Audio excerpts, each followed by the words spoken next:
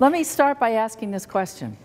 If you had extra money sitting around and you had a choice between only two things, would you buy a purse or would you buy a pair of shoes?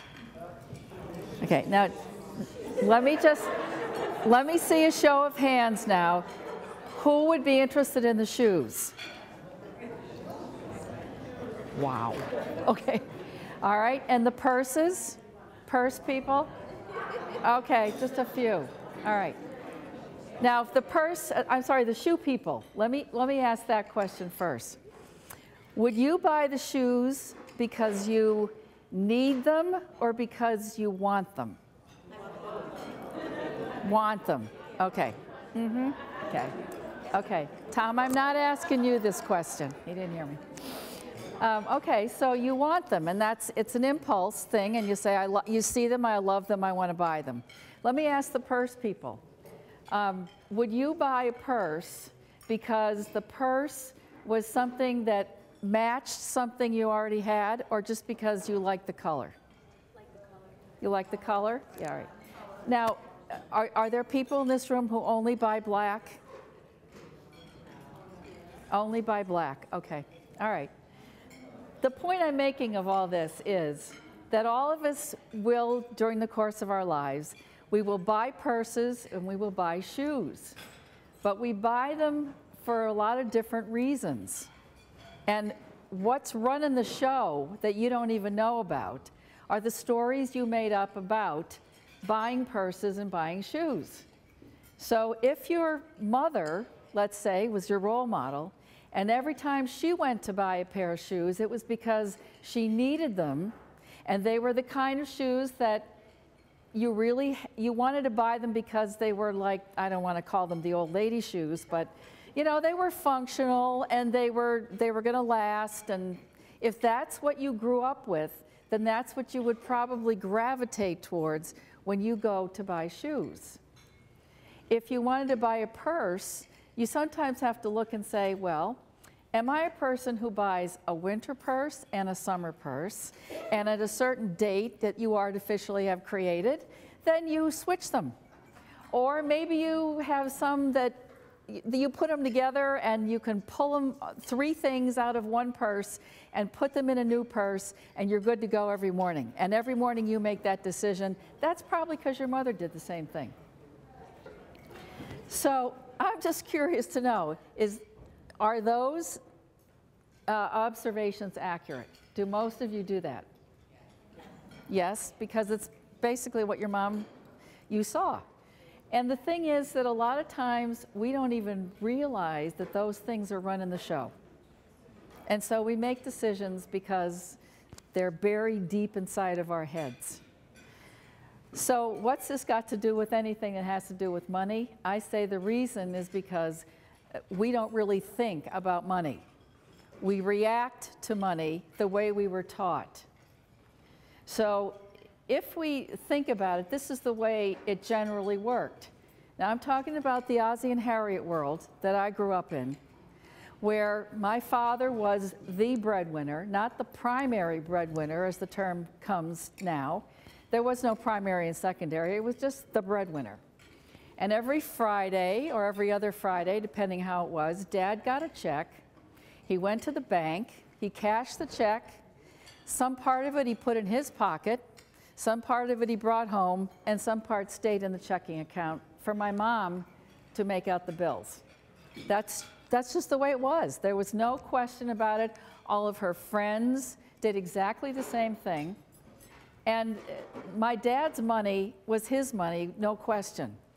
But all the money Mom had to be accounted for because it went for our allowances, it went for food, and she used to comb every single newspaper and knew exactly what day this store would have the sale, so that at the end of the week, on Saturday morning, once I got to be 16, it was my job to go to the 3 or 4 stores and get all those things that were on sale.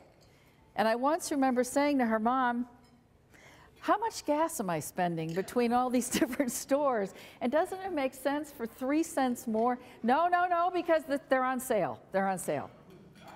All right, fine. So that's the way it worked. But all of her friends worked the same way. They all did the same thing. That's just the way it was done. So we all make up stories about money, and we don't know that we're making up the stories about money. I want to tell you one from my world that really was extremely impactful, but I didn't know it at the time. I was 16 years old, and I came home from school one day, and it was an ordinary, regular day. There was nothing spectacular about it. But when I jumped off the bus and waited for the bus to pass in front of me, I looked across the street and I realized there were 3 black cars, big sedans, that were parked on the street in front of our house. And I knew that these cars were not anything that belonged to our family. They didn't belong to any of our neighbors. And I got this knot in my stomach because I knew something was wrong, but I didn't know what it was.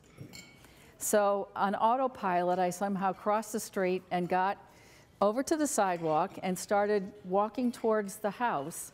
And I was greeted at the front door by my mom, which was also a very strange thing because I always walked around the side of the house and went into the house from the kitchen door. So Mom greeting me at the front door made me even more nervous. So when she opened the door, she said to me, "Come on in, come on in, come on, get in here." And I said, "Why?" She said, "Just come on, get in here. I want you to go upstairs." I said, "Why do I have to go upstairs?" "Well, because your brother and sister are there and we're waiting for you. Come on." And this was in a very hushed tone, and I didn't that made me even more nervous. So finally I said to her, "What is going on?" And she said, "Oh, Lynn, will you please just go up the steps?" I said, "Fine, but what's happening in the house?" And by this time I have her hand in the small of my back pushing me up the steps. And she finally said to me, "Well, your father is in the dining room with the bankers, and they're talking about money, and he asked us if we please go upstairs and just wait till they're finished." I said, "Okay, I got it." And in that moment, without even knowing that I did this, I made up 3 very important stories, myths about money. The first was, women are never invited to have conversations about money. Second, women are probably incapable of having conversations about money. And the third was that men are really good money managers. That usually gets a laugh, I'm not sure why. But anyway, that's what I made up in that moment. And I didn't do it on a conscious level. So apparently after a while, there was some polite laughter downstairs, and I noticed that everybody left. And that was all that was ever said about it. No one ever said a word. Till 2 years later, when I was filling out the Parents' Confidential Financial Statement to go to college and get some loans, that my mom somehow, I can't remember how, we got into the conversation about what happened that day. And apparently, the house we were living in was owned by my grandfather, who had died about 6 months before that visit. And we found that he had pledged the house as collateral for a business loan. And when he died, the bankers came to collect the debt.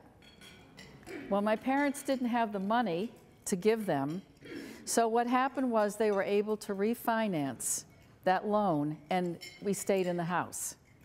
And when she told me this, now I understand. But then there was some part of me that got very angry at that, because I thought, this was a conversation about the roof over your head, and you were not invited into that conversation. This is crazy. But then I realized that's just the way it was. That was what happened at the time. So now we are women who are signing up for mortgages in our own names. We are investing in 401k plans. We are buying cars on finance. And we are starting our own businesses. So when did all this happen? How did we go from that to this? Well, the point is that even though we're doing all that, We are still, in so many ways, fundamentally ignorant about money. We still don't understand. And too many times we just deflect it or defer it to other people in our lives so we think no more. The reason that this is important is because one very important issue that is in our country right now. The largest group of people in poverty in this country are widows over the age of 65. I'm going to repeat that because that is incredible. The largest group of people in this country who are in poverty are widows over the age of 65. So I decided that I'm on a mission to stop that. So given that, there are things that we need to do to get started. First thing we need to do is to get smart about money. And you don't start from nothing and go to something overnight.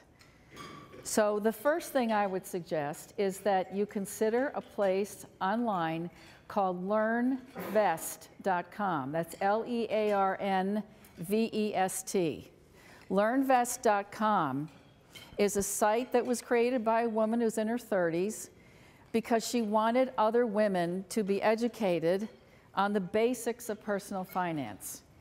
You can sign up for this. It's a membership site. You can take courses there and even work with certified financial planners that are employees of this organization. So they have no axe to grind. They have nothing to sell. But it's a great place to start, a great place to begin to learn. The second thing I'd like you to do is go to my website, which is lynnevans.com. My business cards have a dot or period after the S. It's not in the name of the website, though. It's lynnevans.com.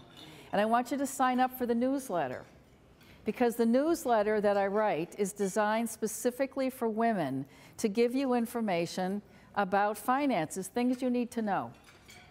And also, I think it's probably by this summer, a book I've written will be published. And if your name is there on my website, if you signed up for the newsletter, we will have, I'm sure, one hell of a wonderful launch party. So you'll want to be invited. So make sure you sign up. So let's change the course of history. I do not want any more impoverished widows while I'm still alive. So please join me in getting smart about money. Thank you.